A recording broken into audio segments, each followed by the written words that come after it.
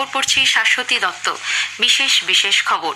প্রধানমন্ত্রী নরেন্দ্র মোদী আজ video conferencing এর মাধ্যমে পিএম জনমন প্রকল্পের আওতায় 1 লক্ষ সুবিধা প্রাপককে আবাস যোজনা গ্রামীণ প্রকল্পের বাড়ি হস্তান্তর করবেন। 3 দিনের মেঘালয় এবং অসম সফর আজ শুরু করবেন রাষ্ট্রপতি। জাতীয় রাজধানী অঞ্চল দিল্লির বায়ু দূষণের পরিমাণ যাতে আরও খারাপ না হয় সেদিকে লক্ষ্য রেখে সরকার তৃতীয় পর্যায়ে জিআরএপি পুনরায় চালু করেছে। ভারতীয় আবহাওয়া দপ্তর আগামী 2-3 দিন উত্তর পশ্চিম ভারতের সমভূমি অঞ্চলে তীব্র শৈত্যপ্রবাহ পরিস্থিতি বজায় থাকার পূর্বাভাস দিয়েছে। ইন্দোরে দ্বিতীয় টি-20 ক্রিকেট ম্যাচে ভারত গতকাল আফগানিস্তানকে 6 উইকেটে হারিয়ে দিয়েছে। আসছে বিস্তারিত খবরে। প্রধানমন্ত্রী নরেন্দ্র মোদী আজ ভিডিও কনফারেন্সিং এর মাধ্যমে প্রধানমন্ত্রী জনজাতি আদিবাসী ন্যায় মহা অভিযান বা পিএম জনমন প্রকল্পের আওতায় 1 লক্ষ সুবিধা প্রাপককে প্রধানমন্ত্রী আবাস যোজনা গ্রামীণ প্রকল্পের বাড়ি হস্তান্তর করবেন। এই অনুষ্ঠানে সুবিধা প্রাপকদের সঙ্গে মতবিনিময় করবেন তিনি। সমাজের প্রান্তিক স্তরে মানুষরা যাতে সব ধরনের সুযোগ সুবিধা পান তা সুনিশ্চিত করতে গত বছর নভেম্বর মাসে প্রান্তিক আদিবাসী গোষ্ঠীর মানুষদের জন্য পিএম জনমন প্রকল্পের সূচনা করা হয়। 11টি প্রকল্পের মাধ্যমে এই কর্মসূচির রূপায়ণ করা হচ্ছে। এর জন্য বাজেট বরাদ্দ হয়েছে 24,000 কোটি টাকা। এর ফলে আদিবাসী সমাজের প্রান্তিক মানুষেরা নিজেদের বাড়ি, বিশুদ্ধ পানীয় জলের সংযোগ পাবেন। এছাড়াও শিক্ষা, স্বাস্থ্য, বিদ্যুৎ, সড়ক ও টেলিযোগাযোগ ব্যবস্থার সুবিধা যাতে তারা পান তাও সুনিশ্চিত করা হয়েছে। এবছরের পরীক্ষা পে চর্চা অনুষ্ঠানে যোগ দিতে 2,26,00,000 ছাত্রছাত্রী নাম নথিভুক্ত করেছেন। কেন্দ্রীয় শিক্ষা মন্ত্রক গত 11 ডিসেম্বর থেকে এই কর্মসূচিতে যোগ দেওয়ার জন্য মাইগভ পোর্টালে আবেদনপত্র জমা নেওয়া শুরু করে। 12 জানুয়ারি ছিল আবেদন জমা দেওয়ার শেষ দিন। মন্ত্রক এদের মধ্যে 2050 জনকে বাছাই করবে, যাদের পরীক্ষা পে চর্চার বিশেষ কিট দেওয়া হবে। এই কিটে থাকবে হিন্দি এবং ইংরেজি ভাষায় প্রধানমন্ত্রী রচিত এক্সাম ওয়ারিয়ার বইটি। এছাড়াও থাকবে একটি শংসাপত্র। এছাড়া 4,000 অংশগ্রহণকারী প্রধানমন্ত্রীর সঙ্গে মতবিনিময় করার সুযোগ পাবেন। এ মাসের 29 তারিখ দিল্লির ভারত মণ্ডপমে অনুষ্ঠানটির আয়োজন করা হয়েছে। পরীক্ষা পে চর্চায় দেশ বিদেশের ছাত্রছাত্রী, অভিভাবক এবং শিক্ষক শিক্ষিকারা যোগ দেবেন। স্কুল জীবনের পরবর্তী সময় পরিকল্পনা এবং পরীক্ষার সময় যে দুশ্চিন্তা দেখা দেয় তা নিরসনে তাদের কি করা উচিত সে বিষয়ে প্রধানমন্ত্রীর সঙ্গে মতবিনিময় করবেন তারা। রাষ্ট্রপতি দ্রৌপদী মুর্মু আজ 3 দিনের মেঘালয় এবং অসম সফর শুরু করবেন। আজ প্রথমে তিনি তুরায় পিএ সাংমা স্টেডিয়ামে মেঘালয় ক্রীড়া প্রতিযোগিতার উদ্বোধন করবেন।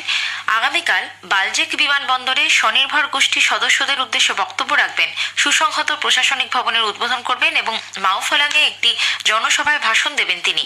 এছাড়াও একগুচ্ছ উন্নয়নমূলক প্রকল্পের উদ্বোধন ও শিলান্যাস করার কথা রয়েছে তার। সফরের তৃতীয় দিনে শ্রীমতী মুর্মু অসমের দিফুর তারালাংসোয় কার্বি যুব উৎসবের সুবর্ণ জয়ন্তী উদযাপন অনুষ্ঠানে যোগ দেবেন।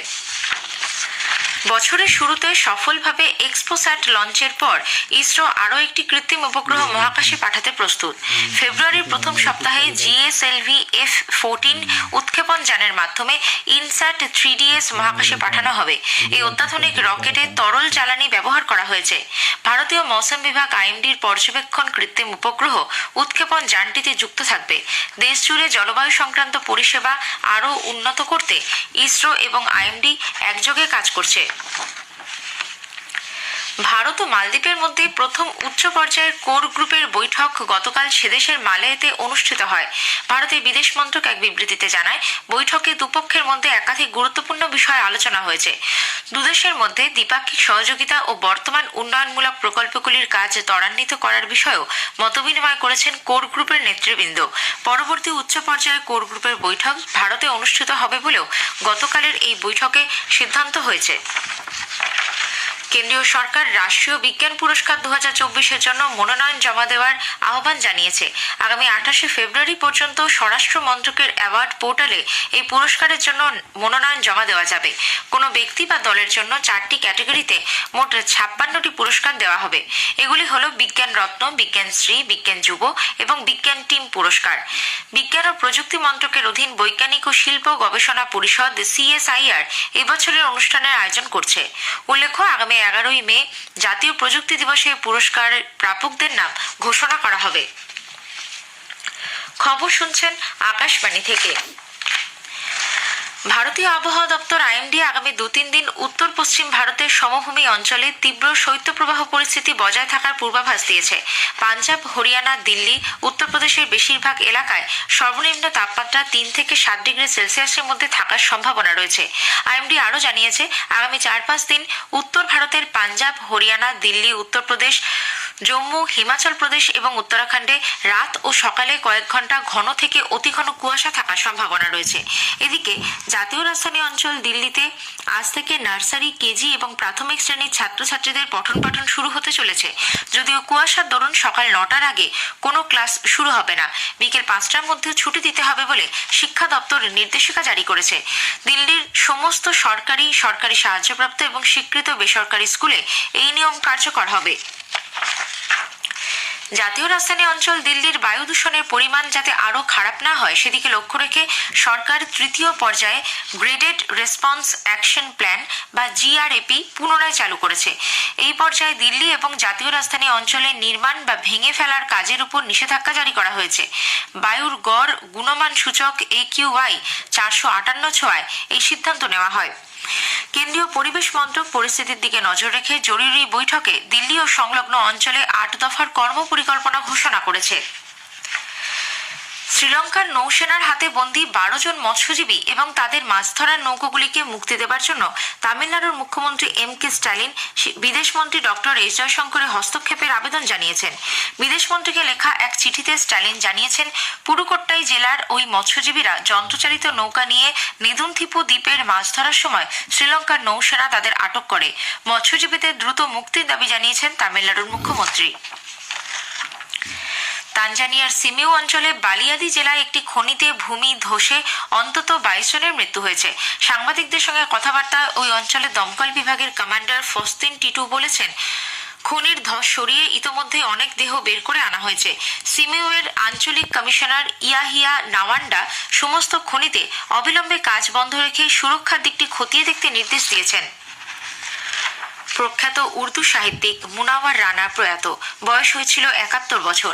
বেশ কয়েক মাস ধরে অসুস্থতার কারণে লখনৌয়ের পিজিআই হাসপাতালে তার চিকিৎসা চলছিল। 1952 সালের 26শে নভেম্বর রায়বেরেলিতে জন্ম মুনাওয়ার রানার। উর্দু সাহিত্য ও কবিতায়, বিশেষত গজলে তার অবদান বিভিন্ন মহলে সমাদৃত হয়। 2014-তে মুনাওয়ার রানা সাহিত্য আকাদেমি পুরস্কার পান। এছাড়াও পেয়েছেন আমির খসরু পুরস্কার, গালিব পুরস্কার, সরস্বতী সমাজ পুরস্কার। ইন্দোরের হোলকার স্টেডিয়ামে দ্বিতীয় টি-20 ক্রিকেট ম্যাচে ভারত আফগানিস্তানকে 6 উইকেটে হারিয়ে দিয়েছে। এর ফলে 3 ম্যাচে টি-20 সিরিজে 2-0-তে এগিয়ে গিয়ে ভারত সিরিজ জয় নিশ্চিত করল। টসে জিতে গতকাল ভারত প্রথমে আফগানিস্তানকে ব্যাট করতে পাঠায়। আফগানিস্তান নির্ধারিত 20 ওভারে সবকটি উইকেট হারিয়ে 172 রান করে। অর্শদীপ সিং 3টি, রবি বিষ্ণই ও অক্ষর প্যাটেল 2টি করে উইকেট নেন। জবাবে ব্যাট করতে নেমে ভারত 15 ওভার 4 বলে 4 উইকেট হারিয়ে প্রয়োজনীয় রান তুলে নেয়। সিরিজের শেষ ম্যাচ বুধবার বেঙ্গালুরুতে অনুষ্ঠিত হবে। 2024-এর অলিম্পিকের যোগ্যতা নির্ণায়ক পর্বে ভারতীয় মহিলা হকি দল নিউজিল্যান্ডকে 3-1 গোলে হারিয়ে দিয়েছে। গতকাল রাঁচিতে ভারতের এই জয় মেয়েদের 2024-এর অলিম্পিকে খেলার স্বপ্নকে জিইয়ে রাখবে। 8 দলীয় এই প্রতিযোগিতায় প্রথম 3টি দল অলিম্পিকের যোগ্যতা মান অর্জন করল। ভারতের সাত্বিক সাইরাজ, চিরাঙ্কি রেড্ডি ও চিরাগ শেট্টি জুটি মালয়েশিয়া ওপেন ব্যাডমিন্টন টুর্নামেন্টে রৌপ্য পদক পেয়েছেন। পুরুষদের ডাবলসের ফাইনালে তারা গতকাল বিশ্বের 1 নম্বর লিয়াই ওই কেং এবং ওয়াং চ্যাং এর কাছে 21-9, 18-21, 17-21 গেমে পরাজিত হন। এরপর সাত্বিক চিরাগ জুটি নতুন দিল্লির ইন্দিরা গান্ধী আন্তর্জাতিক স্টেডিয়ামে আগামীকাল শুরু হতে চলা ইন্ডিয়া ওপেন সুপার 750 ব্যাডমিন্টন প্রতিযোগিতায় খেলতে নামবেন। মেঘালয় গেমসের 5ম সংস্করণ আজ সে রাজ্যের তুরায় শুরু হচ্ছে, চলবে 20শে জানুয়ারি পর্যন্ত। 16টি জায়গা থেকে 3000-এরও বেশি প্রতিযোগী 23টি ইভেন্টে অংশ নিচ্ছেন। উল্লেখ্য, এই প্রথম শিলংয়ের বাইরে মেঘালয় গেমসের আয়োজন করা হচ্ছে। ভুবনেশ্বরে কলিঙ্গ স্টেডিয়ামে আজ সুপার কাপ ফুটবলের প্রথম ম্যাচে North East United Shillong Lajong এফসির মুখোমুখি হবে। খেলা শুরু হবে দুপুর 2টায়। সন্ধ্যায় অপর ম্যাচে কেরালা ব্লাস্টার্স জামশেদপুর এফসির বিরুদ্ধে খেলবে।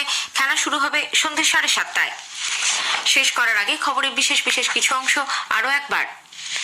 প্রধানমন্ত্রী নরেন্দ্র মোদী আজ ভিডিও কনফারেন্সিং এর মাধ্যমে পিএম জনমন প্রকল্পের আওতায় 1 লক্ষ সুবিধা প্রাপককে আবাস যোজনা গ্রামীণ প্রকল্পের বাড়ি হস্তান্তর করবেন।